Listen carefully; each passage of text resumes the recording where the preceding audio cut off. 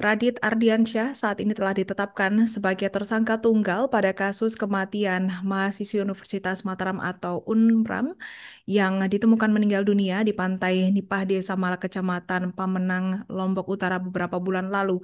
Radit secara resmi telah ditetapkan sebagai tersangka oleh pihak kepolisian Lombok Utara pada 20 September 2025 dan saat ini terhitung 40 hari Radit telah mendekam sebagai tahanan di Mapolres Lombok Utara. Dan meski demikian, Radip belum bisa menjalani sidang mengingat berkas perkaranya belum dikembalikan oleh Kejaksaan Negeri atau Kejari Mataram ke Polres Lombok Utara untuk dilengkapi. Untuk informasi selengkapnya akan disampaikan wartawan kami yang telah terhubung dari Tribun Lombok, Ahmad Wawan Sugandika. Rekan Ahmad Wawan Sugandika, silakan laporan Anda. Ya, baik rekan Alinda di studio. Seperti yang disampaikan memang benar bahwasanya Radit Ardiansyah itu yang dimana telah ditetapkan memang sebagai tersangka tunggal pada kasus pembunuhan mahasiswi UNRAM di Pantai Nipah, Desa Malaka, Kecamatan Pemenang, Kabupaten Lombok Utara ini telah ditetapkan sebagai tersangka oleh pihak kepolisian Lombok Utara pada tanggal 20 September tahun 2025 hari. Jika kita menghitung Alinda di studio, ini saat ini sudah 53 hari Radit mendekam sebagai tahanan di Mapolres Lombok Utara, di mana Radit belum bisa menjalani sidang mengingat berkas perkaranya sebelumnya ini memang dikembalikan begitu oleh Kejaksaan Negeri atau Kejari Mataram atau biasa disebut sebagai P19 ke Polres Lombok Utara untuk kemudian dilengkapi. Kejaksaan juga sudah meski demikian begitu dari informasi terbaru yang dihimpun oleh tribunlombok.com, Kejaksaan juga sudah menerima kembali berkas yang sebelumnya P19 itu per hari Jumat tanggal 7 eh, November tahun 2025 kemarin begitu. Meski demikian, Arinda di studio dalam prosesnya ada kemungkinan jika data dianggap masih kurang akan dikoordinasikan lagi oleh Kejari Mataram dengan Polres Lombok Utara. Kasus yang dihadapi oleh Radit ini makin rumit, Alinda, lantaran di satu sisi pihak kuasa hukum eh, tersangka saat ini sudah memasukkan laporan balasan dengan laporan tindak kekerasan dan pencurian yang diduga dialami oleh tersangka Radit begitu. Berkasnya juga sudah dimasukkan ke Polda Nusa Tenggara Barat. Namun hingga kini masih belum mendapatkan kejelasan begitu apakah berkas tersebut sudah masuk ataukah dilempar kembali ke Polres Lombok Utara begitu. Tersisa tinggal 7 hari masa tahanan Radit selesai di Polres Lombok Utara. Hal ini merujuk pada pasal 24 ayat 1 KUHP yang menetapkan bahwa penahanan oleh penyidik berlaku paling lama 20 hari dan dapat diperpanjang hingga 40 hari oleh penuntut umum dengan total waktu penahanan ini selama 60 hari. Mengacu pada hal tersebut, besar kemudian potensi Radit ketika masa penahanan habis, tersangka harus dikeluarkan dari tahanan demi hukum oleh penyidik Polres Lombok Utara. Kuasa hukum tersangka yakni Kurniandi yang tergabung dalam 14 pengacara pembela Radit di lembaga bantuan hukum International Law Firm begitu uh, mengatakan atau menyebutkan langkah kuasa hukum saat ini adalah memasukkan laporan balasan. Dia juga menyebutkan laporan balasan yang sebelumnya dimasukkan oleh kuasa hukum ini bukan untuk memperlambat kasus hingga Radit bisa dinyatakan bebas atas hukum setelah masa penahanannya habis. Dijelaskan Kurniandi ini jika masa penahanan habis, terdakwa memang harus dikeluarkan demi hukum. Namun proses pidana tetap berjalan dan tidak terhenti. Dia juga menyebutkan dalam hal ini aparat penegak hukum juga harus profesional, mengingat mereka juga sudah memahami aturan terkait masa penahanan dan ancaman pidana. Narasi ihwal proses hukum yang berjalan lambat yang bisa kemudian menyebabkan terdakwa bebas sebelum kasus selesai juga dibenarkan oleh Kurniandi, dan itu juga merupakan hak terdakwa yang juga dilindungi oleh undang-undang. Uh, Alinda di studio bisa saya informasikan juga sebelumnya tribunlombok.com kemudian mengonfirmasi terkait laporan balasan dan ada upaya-upaya hukum yang dijalani oleh uh, kuasa hukum tersangka yang diduga untuk memperlambat proses penyelidikan ini oleh tribunlombok.com kepada kuasa hukum dari korban, yakni I Gede Pasek Sandiakne begitu. Di mana I Pasek begitu, Pasek dalam hal ini juga mempertanyakan laporan tandingan yang dilakukan oleh pihak kuasa hukum tersangka Radit Adriansyah begitu ke Polres Lombok Utara. Pasek dalam hal ini menilai langkah pelaporan ke Polres Lombok Utara ini kurang logis karena kedua pihak berada dalam istilahnya satu dapur atau instansi yang sama begitu hingga berpotensi menimbulkan ketidakprofesional profesionalan begitu jika kasus yang sama ditangani oleh pihak yang sebelumnya sudah menetapkan Radit sebagai tersangka ini. Pak Asek juga merasa bila benar-benar ingin mencari keadilan, pihak Radit seharusnya mengejar pelimpahan ke Polda untuk memastikan begitu independensi pemeriksaan. Adapun pentingnya pemisahan instansi yang menangani kasus agar profesionalisme penyidik juga terjamin. Menurut Pak Asek, jika satu diurus oleh satu dapur atau instansi yang sama begitu profesionalisme penyidikan patut dipertanyakan. Sedangkan jika ditangani dua instansi berbeda seperti Polres dan Polda, pola pikir serta metode penyelidikan akan berbeda sehingga lebih menjamin objektivitas dan keadilannya. Alinda bisa saya informasikan juga Pasek dalam hal ini menanggapi pertanyaan terkait tujuan pelaporan yang dilakukan bertujuan lebih kepada memperlambat proses penyelidikan terhadap tersangka Radit ini bukan untuk penangguhan penahanan atau pembebasan bersyarat begitu. Pasek menekankan bahwa berdasarkan aturan hukum jika masa penahanan habis maka tersangka dapat keluar secara bersyarat.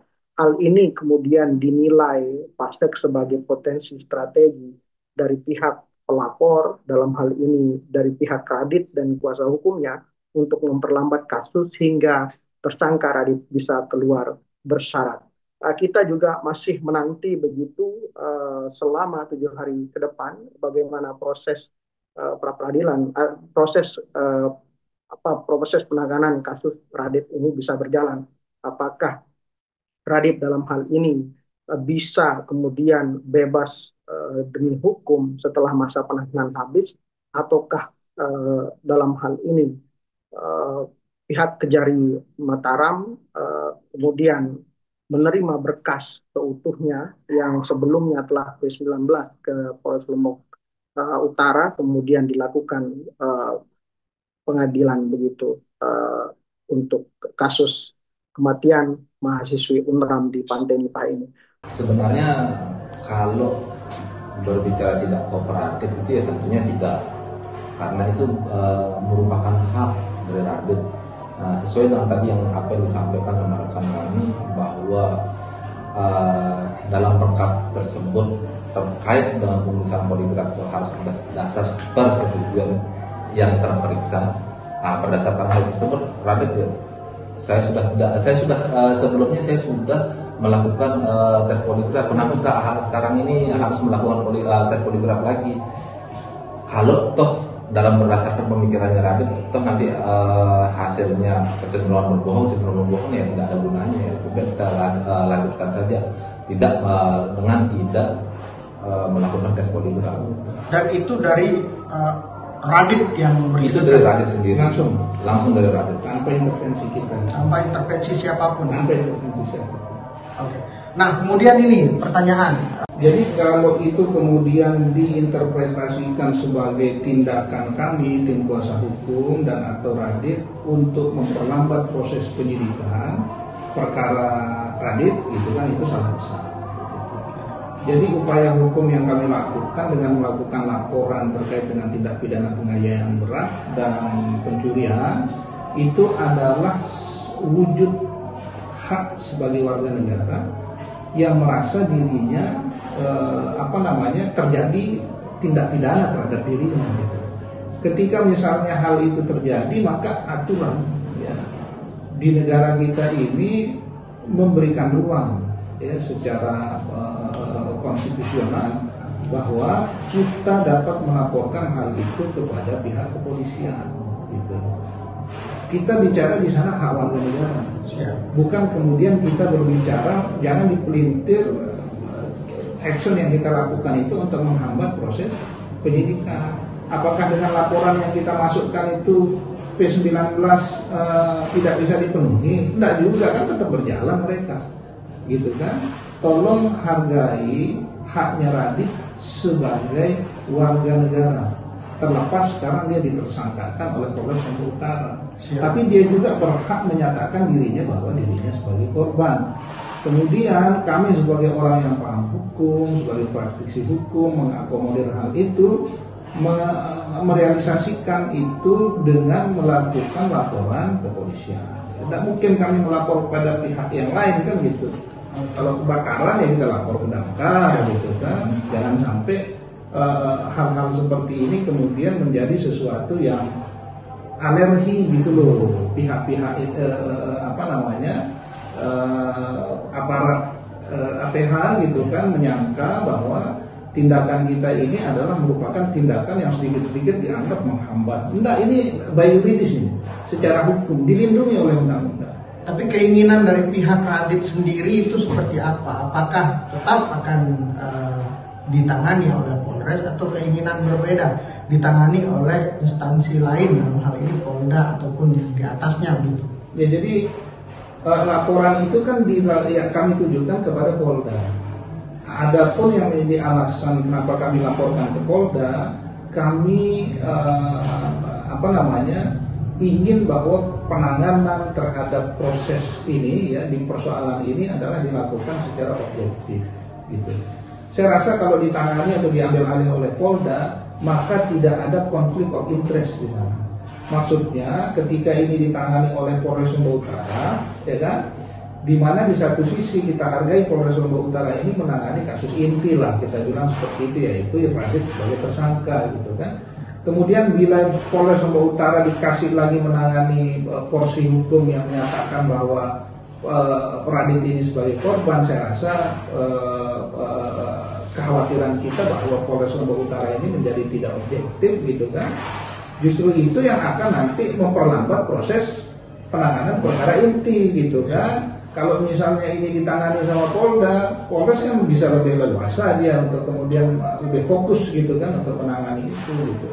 Makanya kami mengambil sikap untuk melapor ini kepada institusi kepolisian yang lebih tinggi lah, dalam hal ini di Polda. Jadi harapan kami Polda menangani ini gitu.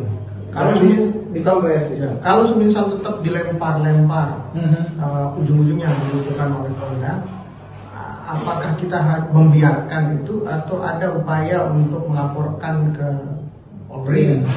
Ya, kalau persoalan hak warga negara kemudian yang sudah dilindungi oleh undang-undang, kita lapornya ke Polres misalnya, ke Polda misalnya, kemudian dilempar sama Polres, kemudian Polres lempar lagi ke Polda, saya rasa aturannya nggak kayak gitu ya. Kalau misalnya seperti itu, maka apa gunanya pembenahan institusi Polri jadinya ya kan, untuk pelayanan quick response itu ya kan. Seharusnya ini kemudian ditanggapi secara sigap gitu kan, karena ada warga negara yang merasa menjadi korban, dia tangani gitu kan secara objektif gitu kan, terlepas nanti apakah benar itu salah, biar proses yang ini menjawab kan gitu. Jadi sejauh ini sudah laporan kami itu sudah masuk lebih dari 1 bulan bolak-balik tanpa kejelasan gitu kan. Akhirnya kami dan tim sudah melakukan 2 kali kalau tidak salah pengaduan ya, Pak Emang, 2 kali pengaduan. Kemudian ada beberapa tindakan etik yang kami nilai kurang pas lah dilakukan oleh penyidik terhadap Radit gitu kan. Berdasarkan informasi dari Radit sendiri yang disampaikan kepada orang tuanya, itu juga kami sudah lapor ke Pangdam, Propam, ya, Propam Polda. Itu sekitar berapa hari yang lalu, ya kita juga tunggu tindak lanjutnya gitu.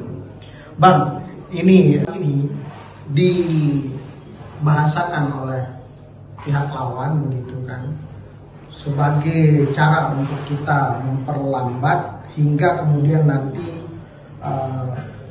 penahanan Radit sekarang yang ada di Polres itu habis dan dia juga bisa bebas bersyarat karena tidak terpenuhnya bukti. Apakah itu yang kemudian menjadi satu strategi yang memang kita lakukan, atau apa, ada bantahan? Iya.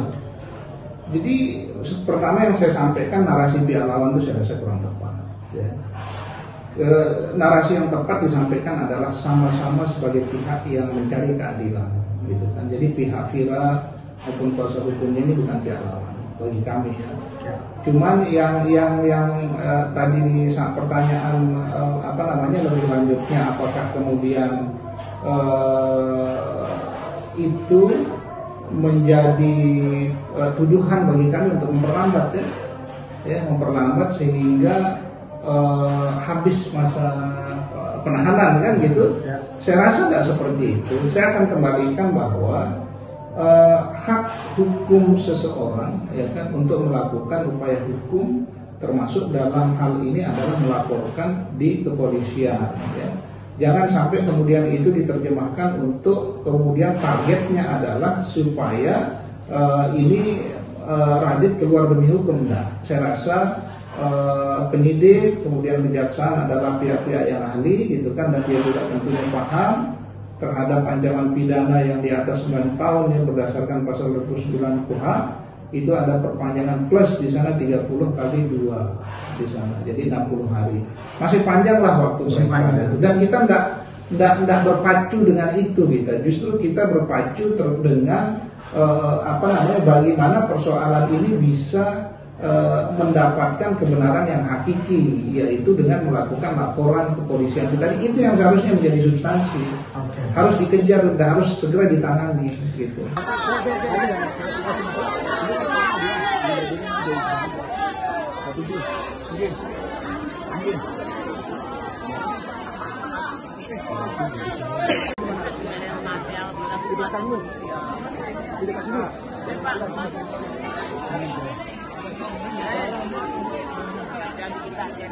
Download Tribun X sekarang, menghadirkan lokal menjadi Indonesia.